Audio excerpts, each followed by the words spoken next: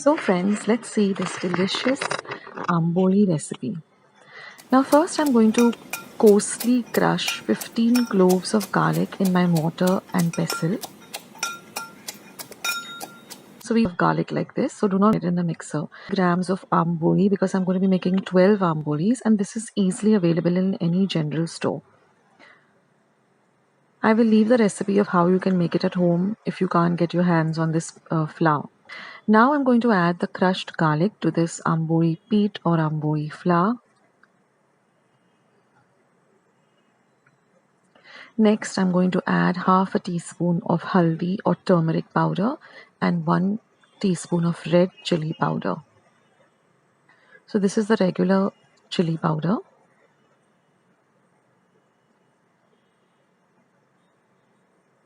Next, I'm going to add some salt to taste.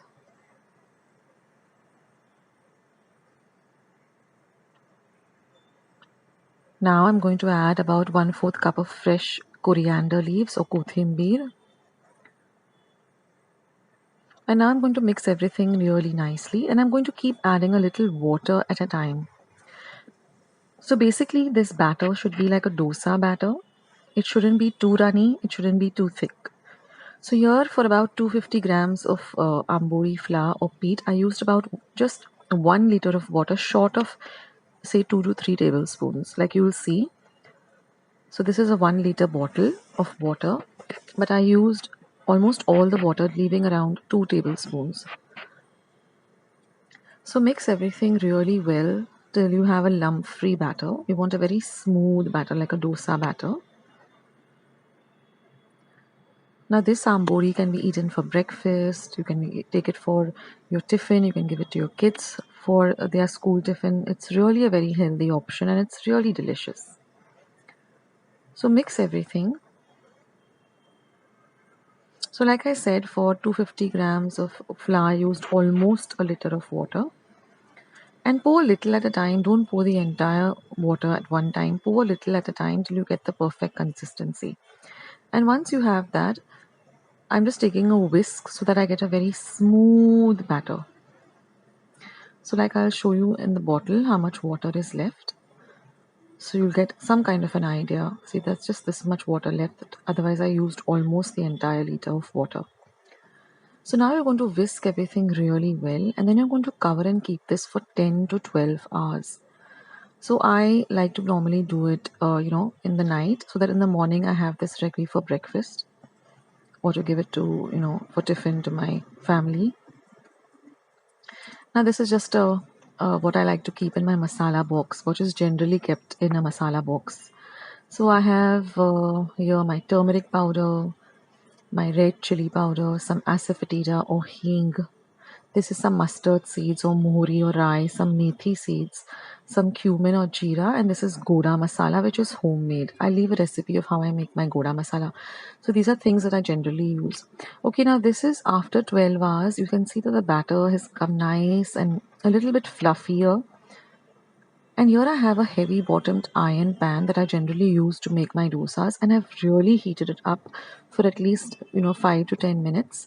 And then just like a dosa batter, I'm going to pour about 4 tablespoons of the batter, and then I'm just going to spread it out with my spoon very lightly, just like a dosa or a ghavan, which is nothing but an Indian pancake, which is so delicious and so healthy too. Now I'm just going to drizzle a few drops of ghee. Now I like to use ghee, but you can also go with oil.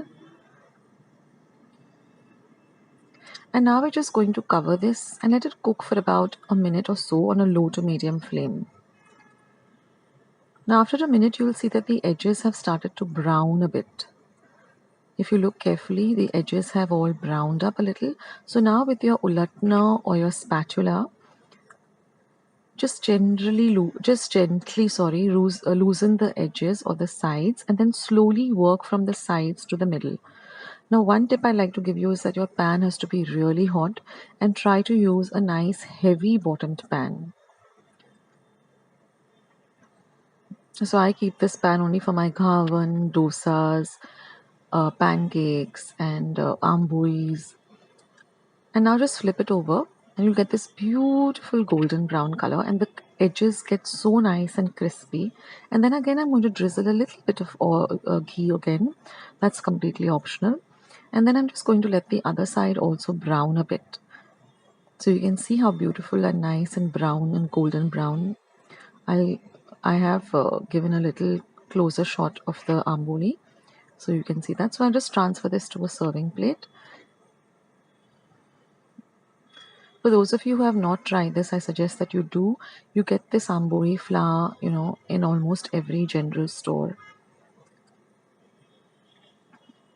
If you're in an area like Dadar, then you'll definitely get it on, anywhere, because it's really very, very common.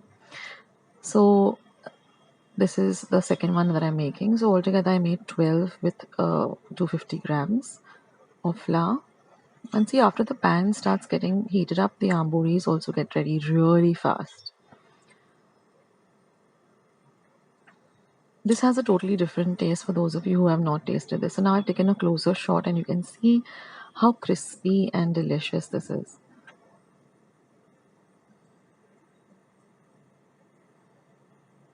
And you can serve this with a ketchup. I generally serve it with some ketchup or some homemade chutney. The choice is yours. So I hope you give this recipe a try and let me know, for especially those who are trying it out for the first time, what your feedback on this is.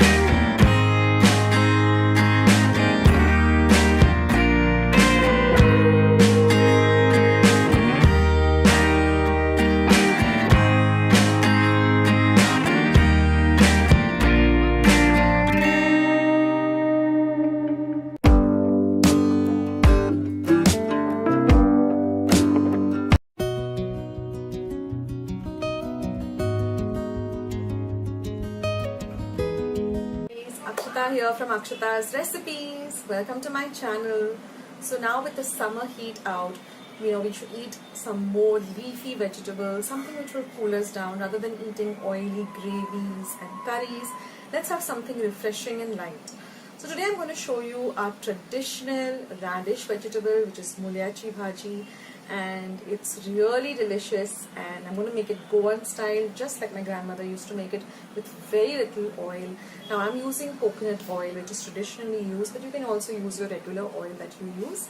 And I'm going to show you how to prep the vegetable, how to wash it and clean it and chop it up, and everything, so you can even beginners will be able to make this recipe. And this can be had with some rice and dal, or some rice and chapati.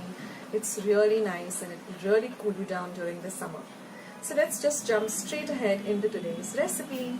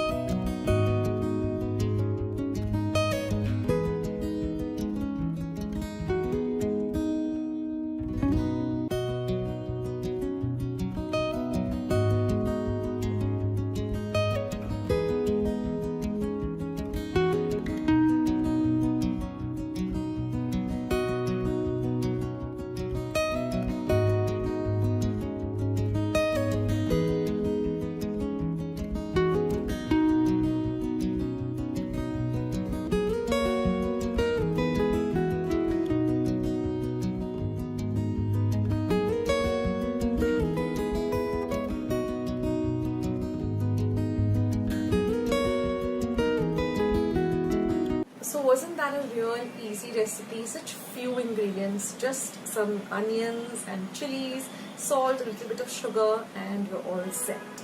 So now some little tips on how to buy this radish. So first of all, you should see that the radish part, which is like the legume part, is really nice and firm. It isn't soft, it isn't discolored, it should be nice and white. Then the leaves also should be really nice and dark green and fresh. So these are the tips you need to keep in mind, and also wash the leaves really well like I have done. Soak it in some water for about 10-15 minutes, then rinse it well and then use it for the recipe. So that's all you need to keep in mind, guys. So make this during the summer, cool yourself down and enjoy. If you like today's recipe, you know what to do. You need to give this a big thumbs up. That will help me with my videos. And the more likes you give me, the more YouTube will put up more of my videos for you all through your recommendations. Also hit the subscribe button, become a part of Akshata's recipes, and once you have subscribed, click the little bell. That way whenever I put up a new video, you'll get a message for the same. Also click on the all in the notification so you won't miss out anything on my channel. So guys, thank you so much for being here. Thank you so much for watching my recipes. Go and check out all the list of other recipes I put down in the description box and the comment section. See you soon with another recipe. Whole wheat rotis, chapatis, puris. We call it puris at our home. So to make 4 of these puris, I'm going to use 1 cup of whole wheat flour. Now I'm going to add approximately about 1/4 cup of room temperature water, a little at a time. Basically, you want to get all of this flour together. It should not be soggy and it should not be dry. So just add a little water at a time till you can get all of the flour together. I love kneading dough with my hands rather than using a machine, because then you get a real feeling of how the dough is. So just knead all of the dough till all of the dry dough is now become a part of this particular dough. And then you're just going to drizzle a few drops of oil. You can also use clarified butter or ghee, and again knead this for a whole half minute till you get a very pliable, flexible and nice and soft yet firm dough. So kneading it is very, very important. And you can see that the bowl is also clean. Now I'm going to take my rolling surface. I've already got my pan heating up. I'm going to dust a little bit of this whole wheat flour. So we're going to need that. We're going to need a spatula, which is called a ulatna, and you're going to need a rolling pin, or a latna as you call it in Marathi. And now you're just going to dust your surface with a little bit of the whole wheat flour. Your tawa is nice and hot. That's very important that your tawa is hot. And now I'm just going to take a piece, a small ball of the dough, and I'm going to roll it between the palms of my hands to a very smooth, without any cracks kind of a ball. It has to be really, really smooth. Now you're just going to add a little more flour and you're going to roll it. Now what I like to do is, I don't like to roll it in the middle. I like to roll the sides. I like to pull the sides, not the middle. And that way you get a very even sized chapati or roti or puri. Just keeping it, pulling it from the sides like this. It should be very even and round and look really nice and pleasant like this. And now you're just going to place it on your pan. The pan has to be nice and hot. You're going to cook from a low to medium. And after some time, you'll notice that the top of, you just have to turn it within about half a minute, and you'll see this little small, little, kind of not balloon, but it's kind of, a fogofying, as you can say. So you get these small little things coming up. So just press them down with your ulatna or your spatula, and then you see that how it starts to swell up and double like this. So just roast it nicely on both sides, and then just take it out in your chapati box or your puri box, and then just apply some lovely ghee on it. The ghee will keep it nice and soft, and it makes it really delicious to eat. So I'll show you how soft these are. You can literally fold them and squeeze them in between.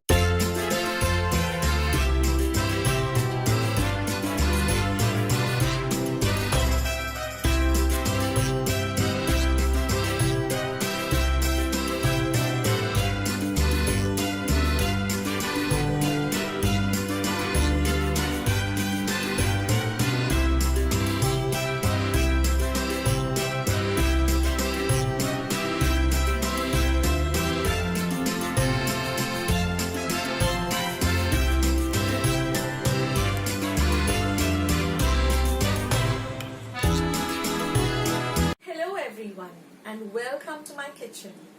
I'm Akshata, and you are watching Akshata's Recipes. The theme of my channel is to keep it simple, quick, yet delicious. So, like all my other recipes, today's recipe too is going to be very simple to make, few ingredients, and the end result is going to be really delicious, where you're going to want to make it again and again.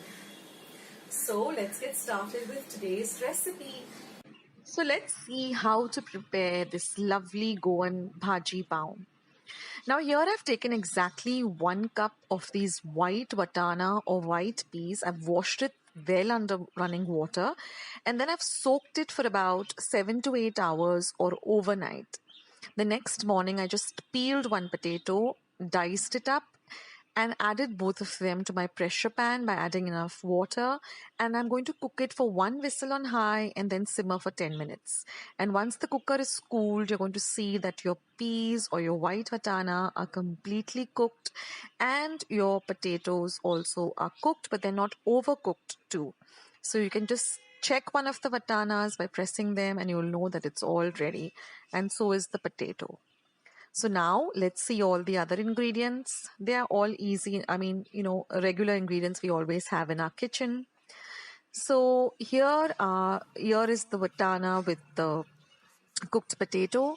Now we require one large onion, which I have nicely sliced very fine.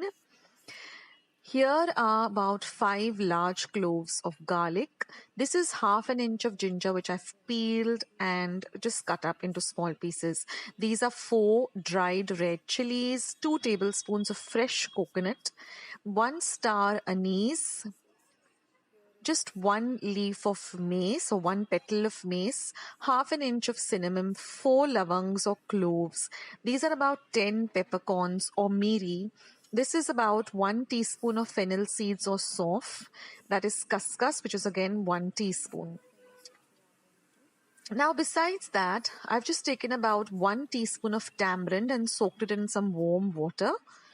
Then we also require another medium-sized onion which I've just diced up, half a teaspoon of turmeric powder or haldi, a pinch of garam masala and some salt to taste. Now I have a recipe for homemade garam masala. I'll leave a link below. So now we are all ready to make our lovely Goan Bhaji Pav or tonak. Yes, I just wanted to show you my beautiful flowers. You can always, pep up your kitchen by just adding some fresh flowers and, it just peps up your mood. So let's start with today's recipe, guys. It's super easy to make and it's really, really delicious to have. So now I've taken a pan and in my pan, I've just heated about 1 tablespoon of oil. Now first we're going to fry all of our masalas. So we're going to start by adding the cloves of garlic. Let them fry well. Then goes in the ginger. Keep your flame between low to medium. Now it's always good to keep a small little plate handy so you can rest your spoon on it so you don't have to later on clean up your gas stop or your platform. You can use any regular small little plate. It really helps and makes the work and cleaning process easier. Now we're going to next add our peppercorns. Now when you add the spices, keep your flame at the least. Then I've added the petal of mace, my star anise. Next goes in my cinnamon, cloves. Then goes in my khaskhas or poppy seeds. Next goes in my sauf or fennel. Then goes in my dried red chilies. And now we're just going to fry everything. At this point, you'll get the lovely aroma of all these beautiful spices. Now I'm going to add my fresh coconut. Again, just give it a little bit of a fry.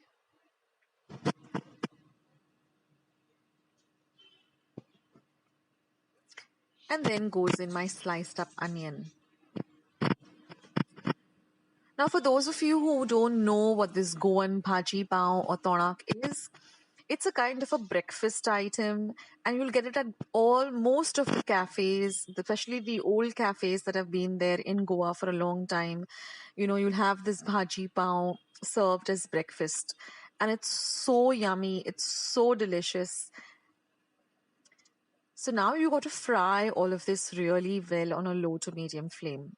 If you fry all your masalas well, even the life of the dish remains a little longer, and also the flavor is longer. Now I'm just going to let this masala or this bagar just cool to room temperature. Then I'm going to transfer it to my blender. And then we're just going to add about a tablespoon or two of water as required. And we're going to grind this to a very, very fine paste. This is very key. We don't want it to be a coarse paste. It has to be extremely, extremely fine. So using your judgment, how much ever water you require, add that. I've added about 2 tablespoons and grind it to a very, very fine paste, maybe 3 or 4 times. You have to get a paste like this. And then we're going to use the reserve water. So that is the water which remains in your mixer pot or your grinding stone, whatever you're using. That also has all the flavors, so never get rid of that. So now we are all ready with our ingredients. Now I've added 1 more tablespoon of oil to my pan. You don't require too much of oil for usards or for this, bhaji pav. Now I'm going to add my diced up onion that I had cut up roughly. Fry that well too.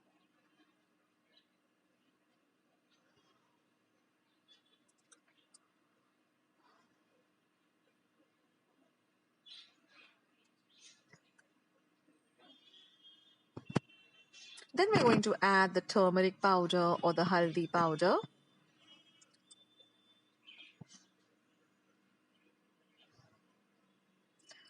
Give that a fry. Now next goes in a pinch of garam masala. Like I said, I have a recipe of homemade garam masala which is super, super simple. I'll leave a link below, and you can just go and check it out. So now I'm adding my ground paste. I guess I'll add the pinch of garam masala later on. So now I'm going to add the ground paste. Now we've already fried all of these spices, so you don't need to fry this for a very long time, but just give it a good mix so that it blends very well with the onion.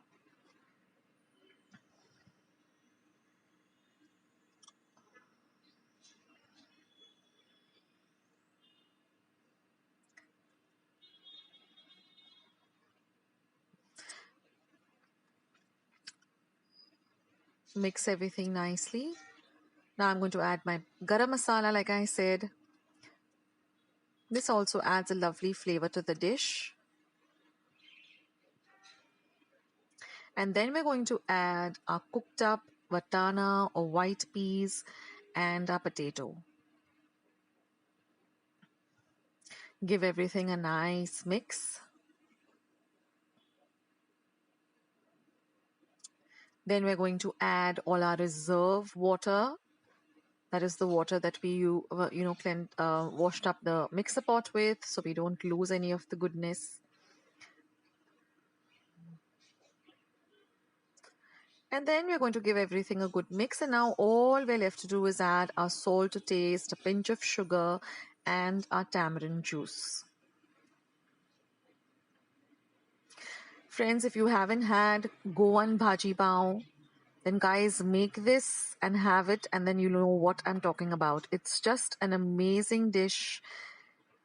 So now I'm just adding some salt to taste. I think I've added about 2 teaspoons, but you add it according to your taste. Then I like to add a pinch of sugar. Give everything a nice mix.